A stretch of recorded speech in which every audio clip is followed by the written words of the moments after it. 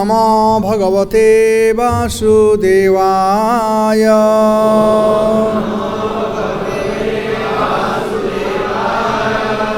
ओम नमो भगवते वासुदेवाय।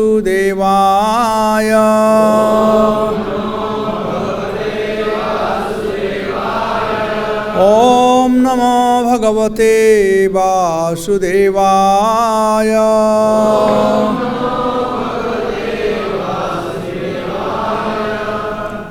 तो आज पढ़ रहे हैं हम लोग भागवत महापुराण से 7वां स्कंद अध्याय 3। इस अध्याय का नाम है हिरण्यकश्यपु की अमर बनने की योजना। श्लोक संख्या 24। सनिरीक्ष्याम्बरे देवं हंसवाहम् उपस्थितं न नाम शिरसा भूमौ तद्दर्शन महोत्सव च व हिरण्यकश्यपु निरीक्षा देखकर अंबरे आकाश में देवम परम देवता हंसवाहम हंस वायुयान पर चढ़ने वाला उपस्थितम अपने समक्ष स्थित नौ नामा नमस्कार किया शिरसा सिर के बल भूमौ भूमि पर तद्दर्शना ब्रह्मा जी का दर्शन करके महोत्सव अत्यंत प्रसन्न। आकाश में हंस वायुयान पर सवार ब्रह्मा को अपने समक्ष देखकर हिरण्यकश्यपु अत्यंत प्रसन्न हुआ। वह तुरंत सिर के बल भूमि पर गिर पड़ा और भगवान के प्रति अपनी कृतज्ञता प्रकट करने लगा। भगवत गीता 9:23-24 में भगवान कृष्ण कहते हैं ए अपि अन्य देवता भक्ता यजन्ते श्रद्धान्विता तेपि मामेव कौन्तेय यजन्ति अविधिपूर्वकम् अहं हि सर्वयज्ञानां भोक्तां च प्रभुरेव च न तु मामभिजानन्ति तत्त्वेनातश्चवन्ति ते। हे कुंती पुत्र, मनुष्य अन्य देवों को जो भी कुछ चढ़ाता है वह वास्तव में मेरे लिए होता है, किंतु वह बिना वास्तविक ज्ञान के चढ़ाया जाता है। मैं ही एकमात्र भोक्ता हूँ और यज्ञ का एकमात्र स्वामी हूँ। जो लोग मेरे दिव्य स्वभाव को वास्तव में नहीं जानते वे पतित होते हैं। वास्तव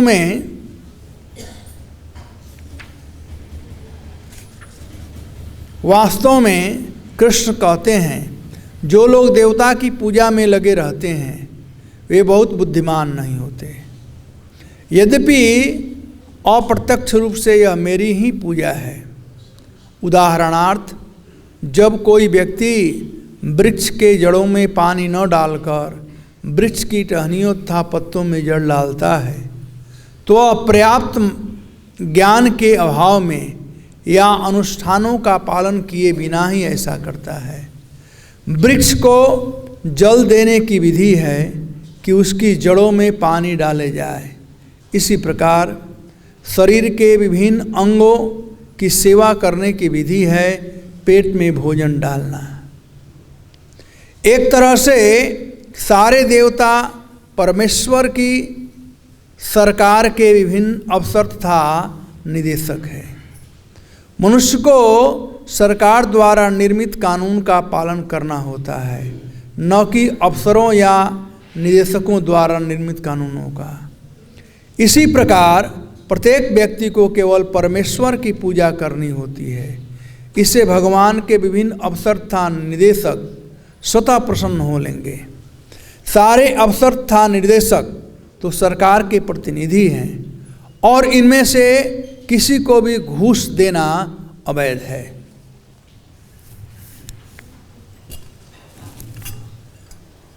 भगवत गीता में इसे अविधि पूर्वकम कहा गया है।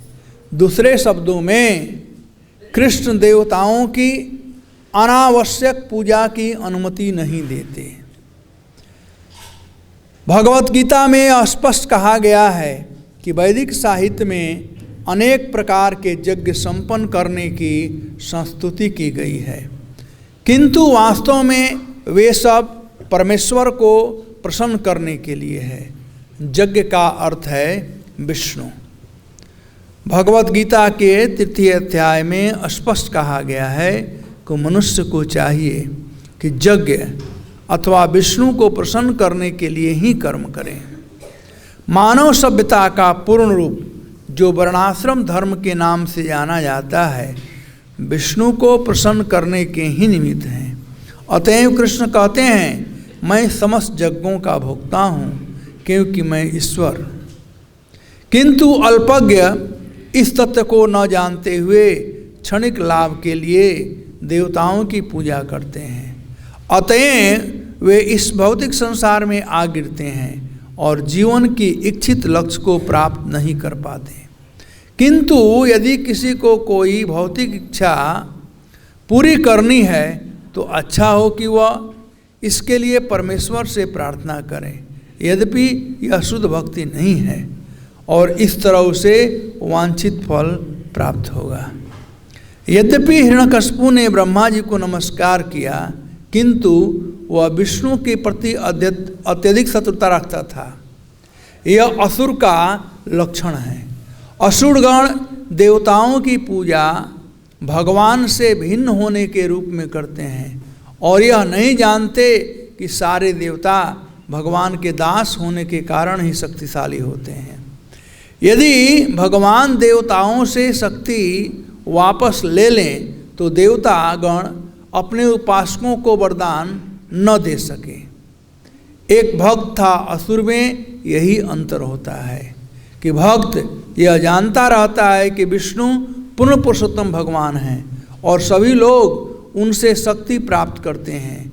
एक भक्त विशेष शक्तियों के लिए देवताओं की पूजा न करके भगवान के विष्णु की पूजा यह जानते हुए करता है कि यदि उसे किसी शक्ति की आवश्यकता होगी तो वह विष्णु के भक्त के रूप में कर्म करता हुआ प्राप्त कर लेगा। अतएव शास्त्र भागवत 2:3-10 में संस्तुति की गई है, अकाम सर्वकामो वा मोक्ष काम उदारधि तीव्रेण भक्ति योगेन त्यजेत पुरुष परम। जो व्यक्ति व्यापक बुद्धि का होता है वह चाहे भौतिक इच्छाओं से युक्त हो या उनसे मुक्त हो अथवा मुक्ति चाहता हो, उसे सभी तरह से परम पूर्ण अर्थात पूर्ण पुरुषोत्तम भगवान की पूजा करनी चाहिए। यदि मनुष्य भौतिक इच्छाओं से पूर्ण भी हो तो भी उसे देवताओं की पूजा न करके परमेश्वर की पूजा करनी चाहिए। इससे परमेश्वर के साथ उसका संबंध स्थापित होगा और वह असुर या अभक्त बनने से बच जाएगा। इस प्रसंग में श्रील माधवाचार्य ब्रह्म तर्क से निम्नलिखित उदाहरण देते हैं। एक स्थानैक कार्तत्वात् विष्णु प्राधानस्तथा जीवस्य तद्धीनत्वान् न भिन्नाधिकृतं वच। चूँकि विष्णु सर्वश्रेष्ठ हैं, अतएव उनकी पूजा द्वारा मनुष्य की सारी इच्छाएं पूरी हो सकती है। उसे किसी अन्य देवता की ओर ध्यान को विपद होने देने की आवश्यकता नहीं है।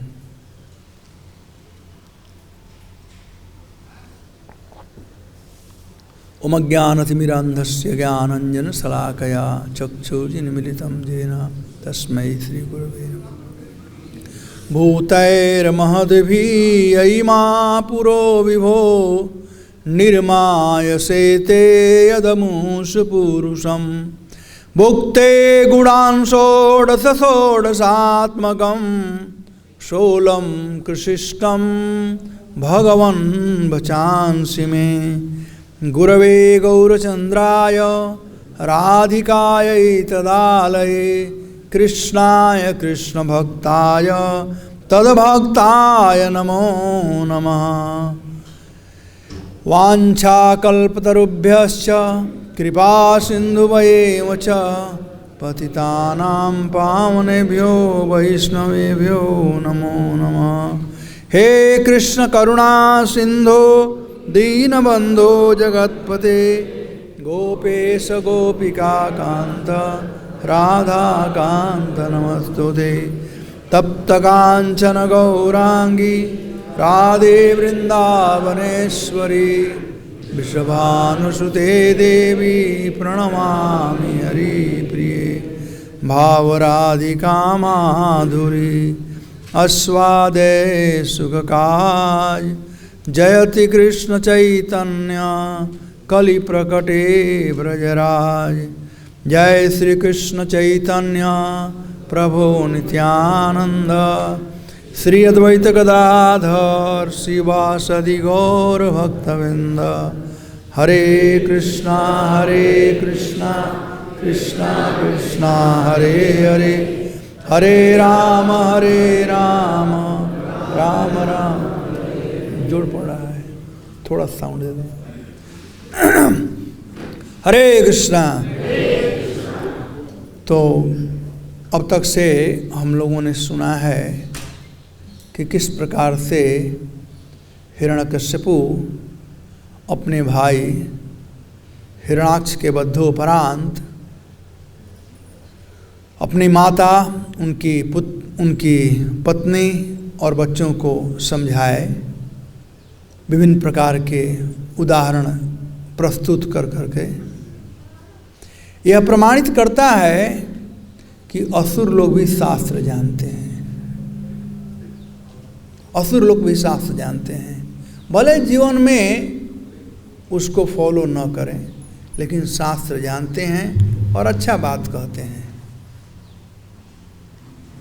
जैसे पॉलिटिशियन लोग, कोई पॉलिटिशियन आए और भाषण उसका सुनो आप लोग, वो भी गीता भागवत अच्छी तरह से जानते हैं, बड़ा अच्छा भाषण देते हैं, संस्कृत का श्लोक ही बोलते हैं। मुझे याद है 83 में हम लोगों की जुहू में रथ यात्रा हो रही थी चौपाटी में, तो उस समय एक पॉलिटिशियन आए थे, अपोजिशन के वे लीडर थे, और जब बात वे कह रहे थे तो बिल्कुल शास्त्र परक बात था। तो मैं सोच रहा था कि इसको तो भगत बन जाना चाहिए, भक्त बनकर प्रचार करेगा तो बड़ा अच्छा है, सब शास्त्र जानता है, ये पॉलिटिक्स में कहाँ पड़ गया है। लेकिन बाद में पता चला कि पॉलिटिशियन लोग सब जानते हैं। पॉलिटिशियन लोग, IAS ऑफिसर, अभी पिछले महीना हम उड़ीसा वो जनरल टूर के लिए गए थे, इस महीना राजस्थान में थे। तो उड़ीसा में कई एक लोगों से मिले, जगन्नाथपुरी मंदिर बना रहे हैं तो उसके लिए, उस संबंध में। तो एक आध दो IAS ऑफिसर लोगों से हम लोग मिले, और लोग बड़े अच्छी तरह से शास्त्र जानते हैं, जगन्नाथ के विषय में खूब बात बता रहे थे। हम भी नहीं उतना जानते हैं जितना वो बता रहे थे। तो यहाँ पर देखा जाता है कि हिरण्यकश्यपु भले ही असुर हैं, कुछ ज़्यादा ही हो गया है, भले ही हिरण्यकश्यपु असुर है, लेकिन इसको जानता है, शास्त्र के विषय में जानते हैं, आत्मज्ञान को जानते हैं। हालांकि अपने जीवन में उतारते नहीं हैं। यही अंतर होता है भक्तों में और असुरों में।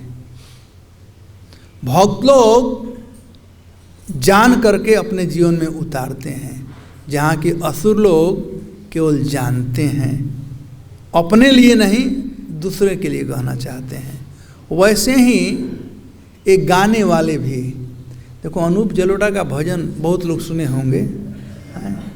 अनूप जलोटा का भजन सुनो तो आत्मा और देह के विषय में कितना बात गाया है। चदरिया झीमी रे झीमी और कौन कौन कितना गाना गाया है, आप लोग जानते हो। कितना सैद्धांतिक रूप से ठीक गाता है, लेकिन शराब पीता है, वेश्यावृत्ति करता है और सब काम करता है। तो इसीलिए इन लोगों के द्वारा गाए गए गाना से या कहे गए प्रवचन से कोई फायदा नहीं होगा, क्योंकि अपने जीवन में लोग उतारते नहीं हैं। इसलिए प्रभुपाद जी कहते हैं सनातन गोस्वामी का हरिभक्ति विलास से वो कोट लेकर के कि हम लोगों को भक्तों के मुख से सुनना चाहिए, उन भक्तों का जो अपने जीवन में उतारे हैं, जीवन में पालन करते हैं। और नहीं तो ऐसे लोग अनूप जलोटा और हिरण्यकश्यपु से आप सुनेंगे तो उसका कोई असर नहीं पड़ेगा। हालांकि जो कह रहे हैं बिल्कुल साफ परख बात है, सैद्धांतिक बात है, लेकिन milk touch by a poison snake is poison. वह दूध जो है जिसका स्पर्श सांप कर दिया हो तो दूध अमृत तुल्य है, दूध अमृत है, लेकिन सांप स्पर्श कर दिया है इसलिए वह विष समान हो गया है। तो वैसे ही जो लोग वृंदावन में वास करते हैं, अच्छा है वृंदावन वास, लेकिन सुनना चाहिए उन्हीं लोगों से जो कि अपने जीवन में उतारते हैं। कभी कभी सुनने में आता है कि हमारे भक्त लोग बाहर सुनने जाते हैं। प्रभुपाद जी चाहते थे कि भक्त लोग इस्कान के भक्तों के मुख से ही सुने, क्योंकि प्रैक्टिस करते हैं, उसका असर पड़ेगा। इसलिए प्रभुपाद जी बढ़ावा नहीं दिए कि बाहर के लोग आकर के हमारे मंदिरों में बोले। उन्होंने कहा कि बल्कि हमारा ही भक्त, इस्कान का भक्त भले कम जानता हो लेकिन उसको ही बोलने दो, क्योंकि वो कर रहा है तो उसका असर पड़ेगा। एक बार जुहू में और नया नया वहाँ पर मंदिर जब हो रहा था तो मुझे याद है कि ऑडिटोरियम का उद्घाटन हुआ था और आई थिंक 82-83 का बात है। एक बहुत बड़े विद्वान थे चिन्मयानंद, जिनका आप लोग नाम जानते होंगे। तो चिन्मयानंद का उनके कुछ शिष्य लोग वहाँ पर लेक्चर रखे थे, तो हमारे कुछ भक्त लोग सुनने चले गए थे, तो इसके लिए जो हम बड़ी बड़ी मीटिंग हुई थी, गिरिराज स्वामी थे, अन्य सब लोग, और सब लोगों ने कहा कि प्रभुपाद जी ये नहीं चाहते थे। और उसके बाद हम लोगों ने डिसाइड किया कि ऐसे कथा लोगों के लिए, कथा करने के लिए ऑडिटोरियम हम नहीं देंगे, भाड़ा पर नहीं देंगे, भले पैसा देंगे भाड़ा पर नहीं देंगे।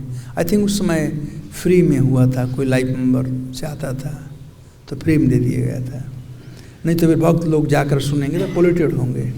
इसलिए बड़ा इम्पोर्टेंट है कि हम लोग सुने, दैट्स मोस्ट इम्पोर्टेंट, हम सुने, लेकिन किससे सुने उससे भी ज़्यादा कहीं इम्पोर्टेंट है। बल्कि न सुनना अच्छा है बजाय कि ऐसे प्रोफेशनल लोगों से सुने।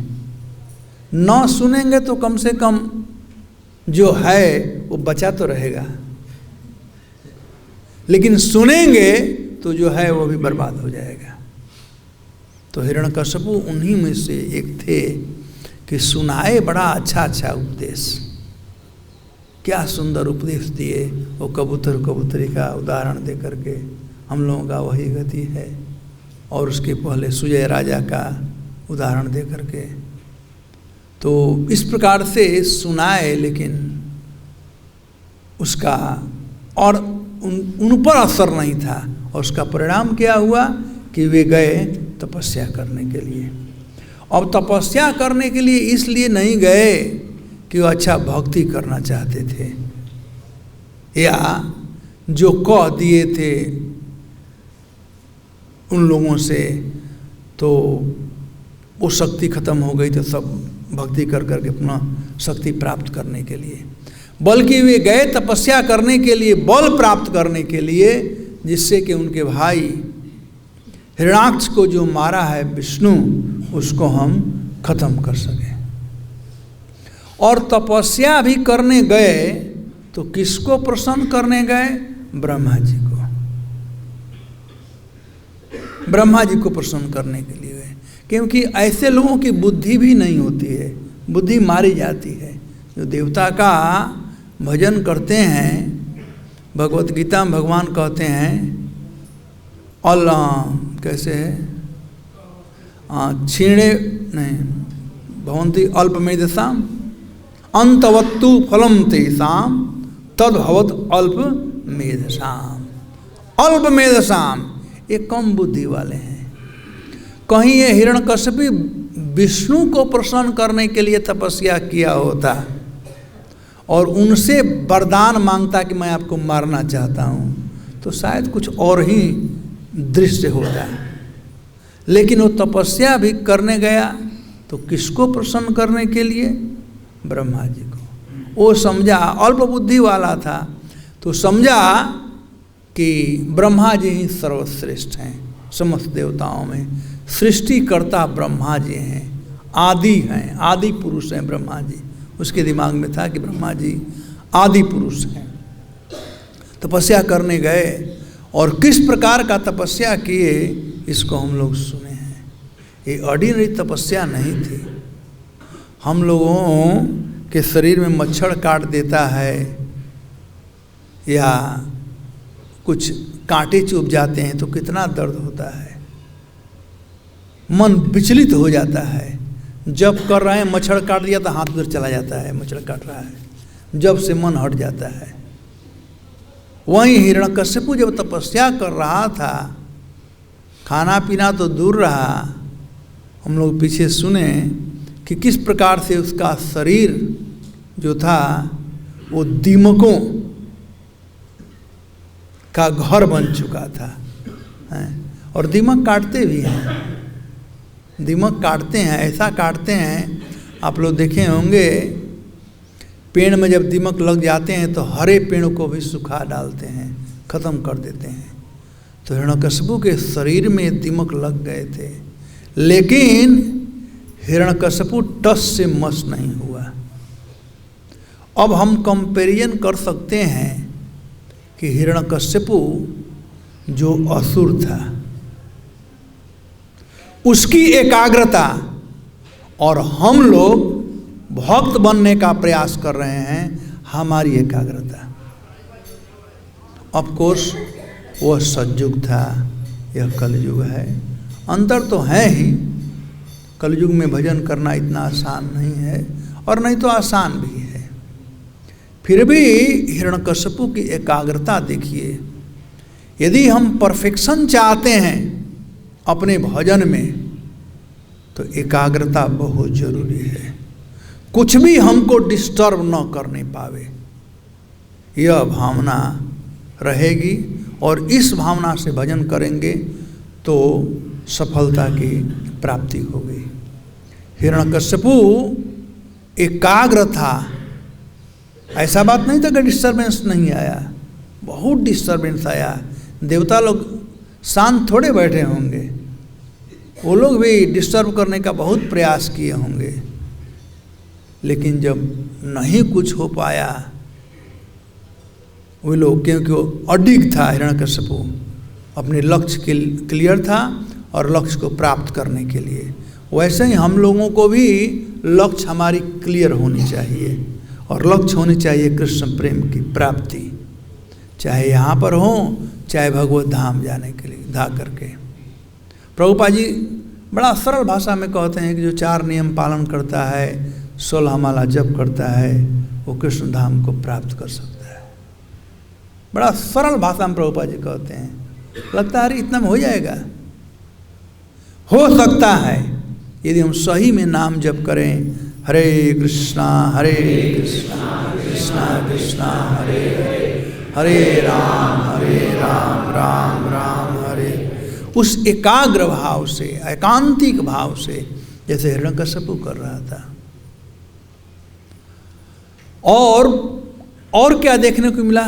एकाग्रता तो था ही हिरण्यकश्यप में, साथ साथ उसके तपस्या का प्रभाव। तपस्या का प्रभाव, कोई भजन करने लगता है, एकाग्र भाव से भजन करता है तो उसका प्रभाव जरूर पड़ता है। जैसे हिरण्यकश्यप के तपस्या का प्रभाव था कि जितने देवता लोग थे परेशान हो गए, जल रहा था सब कुछ, परेशान हो गए, और वो समझ गए कि ये हिरण्यकश्यप का काम है, तपस्या कर रहा है। तो भागते भागते ब्रह्मा जी के पास गए। उन्हें डर लगा कि हम लोगों का सब खत्म हो जाएगा। ब्रह्मा जी के पास गए और ब्रह्मा जी से बात किए तो मानो ब्रह्मा जी कहा ठीक है, तुम देखो क्या करना चाहिए। तो देवताओं ने कहा कि पितामह, ये आपको प्रसन्न करने के लिए तपस्या कर रहा है, और आप इस भ्रम में मत रहिए कि हम ही लोगों को परेशानी होगी। वो तो आपका भी पद प्राप्त करना चाहता है। तब ब्रह्मा जी आए और आकर के जब अपने कमंडलू से जल लेकर के छिड़काव किए, तब हिरण्यकश्यप का जो शरीर था, जो कीड़े मकोड़ों ने खा लिया था, कल प्राण रह गया था, शरीर खत्म हो गया था। तो जल के छिड़काव से हिरण्यकश्यप तंदुरुस्त, यंग, नौजवान बिल्कुल बना, उसका शरीर वज्र के समान शक्तिशाली हो गया। और जब हिरण्यकश्यप जब देखा शरीर में परिवर्तन, मतलब उसको भान हो गया, और तब वह ऊपर देखा, तब यह श्लोक आज का, स निरीक्ष अंबरे देवम हंस वाहन उपस्थितम। वह देखकर आश्चर्य कि अरे मेरा शरीर ठीक हो गया है, बिल्कुल इस पुरुष। तब ऊपर देखा, तो ऊपर देखा यहाँ पर निरीक्ष, निरीक्ष का अर्थ समझना चाहिए, उसने देखा, निकृष्ट रूप में उसने देखा। क्या देखा? ब्रह्मा जी को देखा, यानी अन्य किसी को नहीं देखा, अन्य कुछ नहीं देखा, आकाश तारा सूर्य चांद कुछ नहीं देखा, ब्रह्मा जी को देखा। और वो समझ गया कि जो मैं तपस्या किया हूँ उसके परिणाम स्वरूप ब्रह्मा जी प्रसन्न होकर के आए हैं। स निरीक्ष अंबरे देवम, उन देवता को, यहाँ पर प्रभुपाद जी देव का कहते हैं परम देवता, अनुवाद में है सुप्रीम पर्सनालिटी, सुप्रीम पर्सन, परम देवता। क्योंकि हिरण्यकश्यप ब्रह्मा को ही सर्वश्रेष्ठ मानता था, इसीलिए ब्रह्मा के लिए यहाँ पर परम देवता आया हुआ है। उसने देखा, क्या देखा? हंस वाहन उपस्थितम, हंस वाहन उपस्थितम। हंस ब्रह्मा जी का वाहन है, उसी से चलते हैं। तो उनको देख करके देखा, और देख करके प्रसन्न हुआ। तद दर्शनम महोत्सव, उनका दर्शन कर करके बड़ा प्रसन्न हुआ। उत्सव और महोत्सव, उत्सव जो होता है वह प्रसन्नता के लिए होता है, आनंद के लिए होता है, और यहाँ पर महोत्सव, महान उत्सव उसके लिए था। जैसे यहाँ पर जन्माष्टमी हो, रामनवमी हो, एकादशी हो, या जो भी है, ये भक्तों के लिए ये महोत्सव का कारण है, आनंद का कारण है। और कोई वस्तु यदि हमें आनंद देता है, या कोई व्यक्ति हमें आनंद देता है, किसी का दर्शन हमें आनंद देता है, तो स्वाभाविक है हम उसे अर्पण करना चाहते हैं कुछ, जो भी आनंद देता है, मनसा वाचा कर्मणा, सब प्रकार से उसे कुछ अर्पण करना चाहते हैं, जो कुछ भी हो। जो आनंद देता है। तो ब्रह्मा जी हिरण्यकशिपु को आनंद दिए, और उसका पहचान क्या है आनंद का? कहते हैं नमामम शीर्षा भूमौ। जैसे हम लोग प्रणाम करते हैं, यह नतांग प्रणाम का ही स्वरूप है। झुक करके प्रणाम किया और उसका सिर जो था वो भूमि पर, जैसे हम लोग प्रणाम करते हैं। एक तो सष्टांग है, तो ये सष्टांग नहीं था, ये नतांग था। बैठ कर तपस्या करता करके सिर जो अपना भूमि को स्पर्श किया। यदि उसको आनंद नहीं होता तो प्रणाम थोड़े करता है। जिसको देख करके हम लोगों को आनंद नहीं होता है तो क्या हम लोग उसे प्रणाम करते हैं? हम लोग साइड कर करके चले जाते हैं, नहीं तो कुछ बोल देते हैं। लेकिन जिसके प्रति हमारा समादर है, जो हमें आनंद देता है, उसे हम प्रणाम करते हैं किसी न किसी प्रकार से। अब प्रभुपाद जी श्लोक में 3 चीज़ों पर विचार किए हैं। 3 चीज़ बतलाए हैं हम लोगों को। एक तो कि ये देवताओं का जो पूजा जो है वह वे लोग करते हैं जो कम बुद्धि वाले हैं। वो समझते नहीं है कि देवताओं का पूजा भी इनडायरेक्टली जो है वह भगवान की ही पूजा है, डायरेक्टली नहीं, इनडायरेक्टली। तो हम डायरेक्टली भगवान का पूजा क्यों न करें? जब देवताओं का पूजा ये भगवान का पूजा है, लेकिन इनडायरेक्ट पूजा है, तो हम भगवान का पूजा क्यों न करें, देवताओं का पूजा क्यों करें? इस संबंध में एक मैं उदाहरण दिया करता हूँ। एक बार अकबर बादशाह आ रहा था, दिल्ली से आगरा जा रहा था, और ब्रज में आया, इधर वृंदावन तरफ, मथुरा तरफ। उसे बहुत प्यास लगा था और बहुत भूख था, और गर्मी का दिन था, बहुत जोर से प्यास था। वो कहीं कुआं, तालाब इत्यादि पूछ रहा था प्यास बुझाने के लिए। गर्मी के चिलचिलाती धूप में कोई दिखाई भी नहीं पड़ रहा था। अकस्मात उसने देखा एक वृक्ष के नीचे एक व्यक्ति बैठा हुआ है, तो अपना घोड़ा वहाँ पर रोका और उनसे पूछने लगा कि कहीं तालाब कुछ हो बताओ। कहा बोलो क्या चाहिए तुमको, भूख लगी, प्यास लगी है? कहा हाँ मुझे प्यास लगी है। तो उसके पास पानी था और उस व्यक्ति ने उसे पानी पिलाया। आदमी भूख सहन कर सकता है, लेकिन पानी, प्यास जो है भूख से भी कहीं तीव्र होती है, और उससे भी तीव्र है ऑक्सीजन गैस। तो भूख, प्यास और श्वास।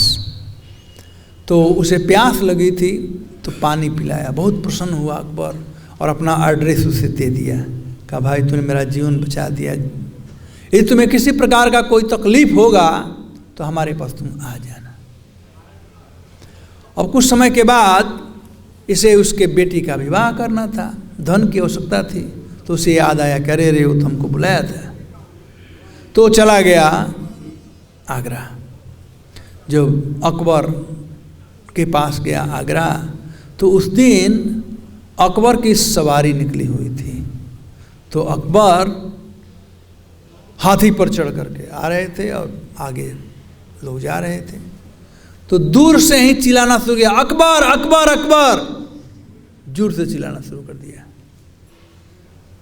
तो जितने पुलिस वाले थे, सिपाही लोग थे, सब लोग इसलिए कि पागल आदमी कौन है, ऐसे कोई चिल्ला रहा है। तो आप लोग जानते ही हो पुलिस वाले क्या करते हैं। प्राइम मिनिस्टर जा रहा हो या कोई जा रहा हो, कोई गाली दिया, ऐसे चिल्लाए। तो अकबर अकबर ऐसे जोर से पुकार रहा है, और महाराज अकबर का तो भी कुछ बात था, अकबर अकबर चिल्ला रहा था। अब पुलिस वाले उसे पकड़ लिए, सैनिक लोग पकड़ लिए, तो दंड देने जा रहे थे। अकबर ने कहा कि रुको, कोई कुछ नहीं करेगा, उसको मेरे पास लाओ। हो सकता है कि मेरा घनिष्ठ हो, मेरा जानकार हो, कोई किसी का नाम लेकर तब पुकारता है जब उसे घनिष्ठता होती है, और यदि अनजान होगा तो जानता न होगा तब इससे यह दंड का भागी होगा। और कहीं ये जानकार होगा और तुम लोग दंड देते, गड़बड़ हो जाएगा। तो उसे लाया गया। तो अकबर तो भूल गया था, अकबर लाखों लोगों से मिलता था, थोड़े किसी ऐसी आदमी से मिला था। तो बोला कि आप मुझे जानते हो? कहा लो, तो भूल गया। ये परिस्थितियां हम लोगों के साथ भी होती है। कभी कभी किसी व्यक्ति से एक बार मिलते हैं और वह व्यक्ति कभी मिल जाता है, कहता है हरे कृष्ण प्रभु, हरे कृष्ण, कैसे हैं? ठीक हैं। आप कहाँ से हैं? अरे प्रभु जी आप भूल गए मुझको, ऐसे लोग बोलते हैं।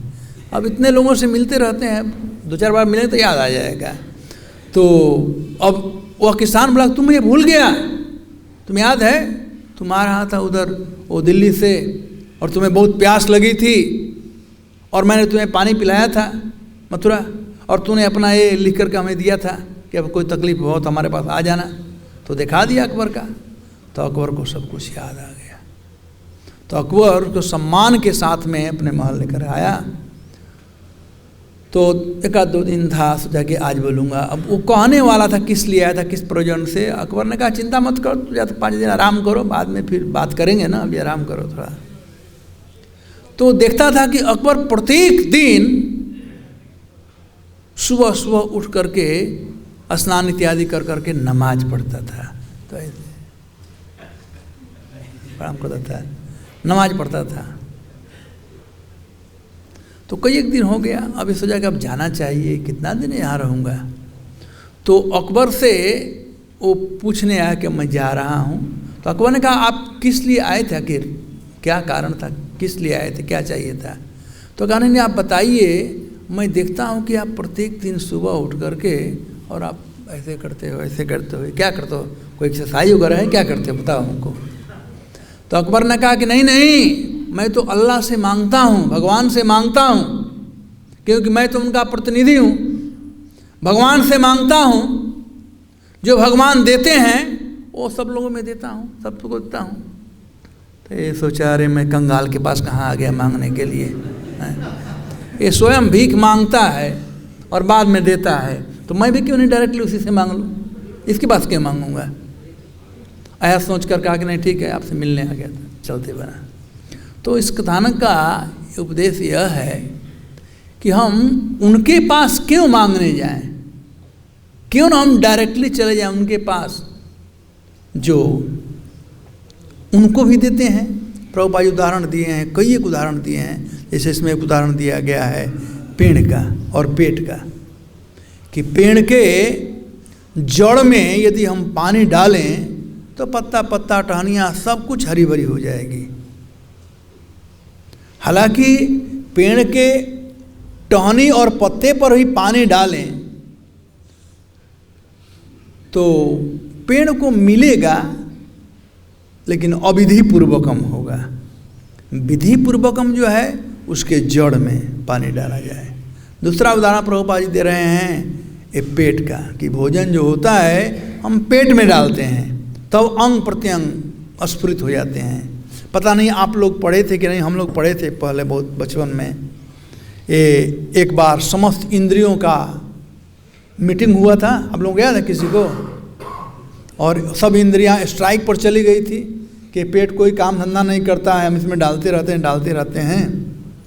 हाथ बोलता है मैं इतना काम करता हूँ, मुँह बोलता है मैं खाता हूँ, ये पेट कुछ नहीं करता, डालते हैं। तो उन लोगों ने निर्णय किया कि हम नहीं डालेंगे, अब स्ट्राइक पर आ गए। जब स्ट्राइक पर आ गए ये लोग, तो कुछ समय के बाद देखते हैं कि हाथ भी काम नहीं कर रहा है, पैर भी काम नहीं कर रहा है, क्योंकि पेट जड़ है, तो पेट में डालने तो आएगा सब कुछ।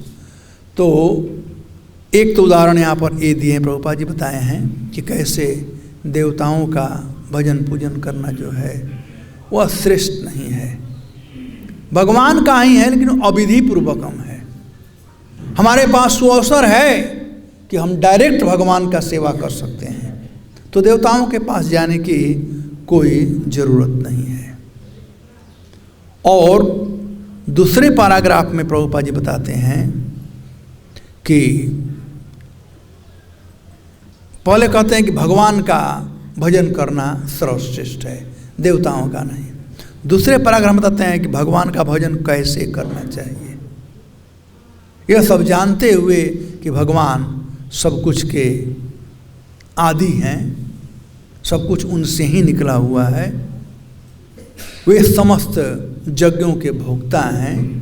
भुक्तारम जगतपसाम सर्वलोक महेश्वरम शुद्धम सर्वभूतानाम ज्ञात्वा माम शांति मृच्छति। ऐसा समझ करके वे लोग भगवान विष्णु को प्रसन्न करने के लिए यज्ञ करते हैं। विष्णु का एक नाम यज्ञ भी है। और उसी क्रम में प्रभुपाद जी बतलाते हैं कि भगवान का भक्त कैसे भी भगवान का भजन करे। अकामो सर्वकामो वा मुख्य काम उदारधि तीव्रेण भक्ति जोगे न जजेत पुरुष पर। तो एक तो देवताओं का भजन और एक विष्णु का भजन। विष्णु का जो भजन करेंगे तो वो खत्म हो जाएगा, उसका जो परिणाम होगा वो जो देवताओं का भजन करेंगे तो जो भी परिणाम प्राप्त होगा वो टेम्पररी होगा, छीणे पुणे। जब पुण्य खत्म हो गया तो उसका रिजल्ट खत्म हो जाएगा। तो और दूसरा एक टाइटल मिल जाता है हम लोगों को, अल्प मेधसा, मूर्ख हम लोग बनते हैं। लेकिन जो भगवान विष्णु का भजन करता है, भगवान अनंत हैं, भगवान शाश्वत हैं, तो जो फल प्राप्त होता है वो अभी शाश्वत होता है। अव्ययम सुसुखम कर्तुम अव्ययम, अव्यय सुख की प्राप्ति होती है हरि भजन करने से। एक बात। दूसरा बात, जो भक्ति करता है वह मोस्ट इंटेलिजेंट होता है। यही कृष्ण भजे से ही बड़ा चतुर। तो देवताओं का भजन करने वाला अल्प मेधसाम, कम बुद्धि वाला, जहाँ कि भगवान विष्णु का भजन करने वाला चतुर बुद्धिमान। बहुनाम जन्मनामन्ते ज्ञानवान माम प्रपद्यते वासुदेव सर्मिति स महात्मा सुदुर्लभ। तो अल्प मेधसा होता है और दूसरी तरफ महात्मा हो जाते हैं।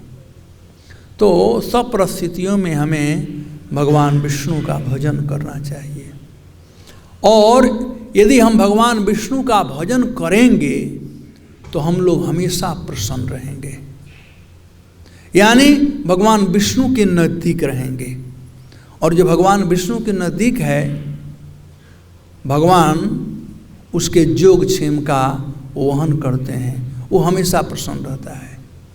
और जो देवताओं के भजन में लग जाएगा, भगवान विष्णु से दूर रहेगा, तो उसे विभिन्न प्रकार की परेशानियों का सामना करना पड़ेगा। संसार हम लोगों को दे ही क्या सकता है? भौतिक संसार में है क्या? दुख, दुखालयम, ये संसार दुखालय है ना। और देवता लोग हैं इस संसार में ही हैं। ये जो संसार हम क्या दे सकता है? संसार के लोग या संसार की वस्तुएं हमें केवल दुख दे सकती है। तो देवता भी संसार के ही हैं तो हमें दुख देंगे। लेकिन जो भगवान के नजदीक है, जो भगवान के पास है, भगवान का भजन करता है, कुछ न होने के बाद भी वो सुखी रहता है, वो प्रसन्न रहता है। मैं उदाहरण दिया करता हूँ कि जैसे आप लोग बस में तो चढ़े होंगे ना, हैं? तो बस के लास्ट सीट वाला जो व्यक्ति होता है और बस के आगे सीट वाला जो व्यक्ति होता है, दोनों बस में चढ़े हैं, लेकिन अंतर होगा ना, हैं? क्या अंतर होगा? हाँ, वो अंतर पता चला जब बस जंप करता है तब, राइट। जो पीछे बैठा होता है, जब बस जंप करेगा तो उसका बैक प्रॉब्लम हो जाएगा, सिर में चोट लगेगा, क्या क्या लगेगा। लेकिन जो इंजन के पास है उस चोट लगेगा। तो साधु और कृष्ण हमारे इंजन और ड्राइवर हैं। विष्णु इंजन हैं, साधु लोग गुरु ड्राइवर हैं। तो उनके नज़दीक बैठने पर उपासित महामुनि, उनके नज़दीक बैठने पर ये चोट नहीं लगेगा। दूसरा उदाहरण, और एक ऐसा संभव हो सकता है कैसे हम विष्णु के नजदीक बैठ सकते हैं? वह है सत्संग के द्वारा। उपासित महामुनि, साधुओं के संगति से ही हम विष्णु के नजदीक जा सकते हैं, कृष्ण के नजदीक जा सकते हैं। डायरेक्टली नहीं जा सकते हैं कृष्ण के पास, साधुओं के संगति कर करके ही। और साधुओं के संगति में आराम ही आराम है, आनंद ही आनंद है। इसके लिए दूसरा उदाहरण दिया करता हूँ, रेलवे का, ट्रेन का। आप ट्रेन में बैठे हैं ना, चाहे पहले बोगी में बैठो चाहे अंतिम बोगी में बैठो, सुख दुख एक ही प्रकार का होगा, है कि नहीं? पहले बोगी में बैठो वही पता चलेगा जो अंतिम बोगी में बैठे हो, एक ही समान चलेगा। क्योंकि ट्रेन का बोगी जो है वो एक दूसरे से जुड़ा हुआ है।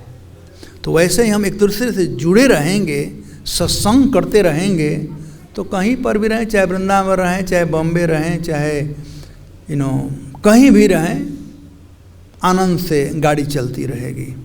तो इसीलिए हम लोगों को बुद्धिमान बने रहना चाहिए। प्रभुपाद जी कृपा से हम लोगों को प्राप्त है, साधुओं का संगति। ट्रेन में बैठ गए हैं तो ट्रेन छोड़ करके बस में बैठने की ज़रूरत अब नहीं है। ट्रेन में बैठे रहें और भगवान विष्णु का ही भजन करें, न कि देवताओं का भजन करने चल दें। मैं देखता हूँ जुहू में कभी कभी हमारे कुछ भक्त लोग, स्पेशली माता जी लोग, शिवरात्रि आता है ना तो शिव जी पर जल चढ़ाने चली जाती है या और कुछ काम करने चली जाती है। तो ऐसे भक्ति नहीं होता है। भक्ति मतलब एक निष्ठा होनी चाहिए। मेरे तो गिरिधर गोपाल दूसरे न कोई, ये वाला राधा कृष्ण प्राण मोर जुगल किशोर, जन्म मरण गति आर नहीं मोर। एकांतिक भाव से भजन करें, विष्णु का ही आराधना करें, उसे शांति मिलती है। भगवान कहते हैं ज्ञात्वा माम शांति मृक्षति। लोग जो जानते हैं वो शांति को प्राप्त करते हैं, और जो लोग यह न जान करके देवताओं का भजन करते हैं अल्पमेधसाम। पहला नंबर तो वो जो रिजल्ट है वो टेम्पररी होगा, और दूसरा है कि अल्पमेधसा होंगे। तो प्रभुपाद जी कृपा से हम लोग को जो प्राप्त हुआ है ये असली धन है, इसको हम संचित रखें और एकांतिक भाव से, जैसे हिरण्यकश्यप तपस्या किया था, हम लोग भी एकांतिक भाव से तपस्या करें, लेकिन विष्णु के प्रसन्नता के लिए। धन्यवाद। हरे कृष्ण। कोई प्रश्न है?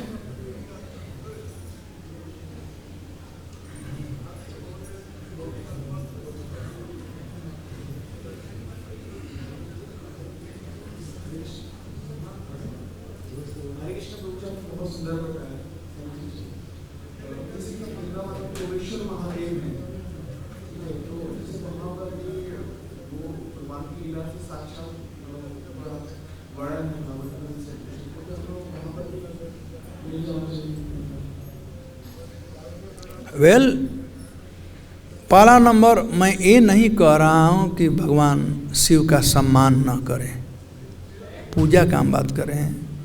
पूजा तो केवल कृष्ण का ही करेंगे, सम्मान सबका करेंगे। भगवान शिव वैष्णवानाम यथा शंभु, वैष्णव में श्रेष्ठ हैं, और यहाँ पर वो भक्ति देते हैं, ब्रज में निवास कर कर करें, तो उनका संग करें, हरि कथा सुने जाएं, लेकिन पूजा जो है वो कृष्ण का ही होना चाहिए। प्रभुपाद जी रिकमेंड नहीं किए हैं, बेसिकली प्रभुपाद जी स्वयं नहीं किए, न तो रिकमेंड किए, तो इसलिए हम लोग वही करेंगे जो प्रभुपाद जी कहें। मैं कई एक बार आता हूँ, जैसे मेडिकल स्टोर है और जाकर के अपने से दवा लेना शुरू करो। दवा सब पावरफुल है, लेकिन अथराइज हो तो ठीक है, अथराइज ना हो तो गड़बड़ हो जाएगा। अथराइजेशन होना चाहिए, और प्रभुपाद अथराइज नहीं किए हैं। और कोई प्रश्न?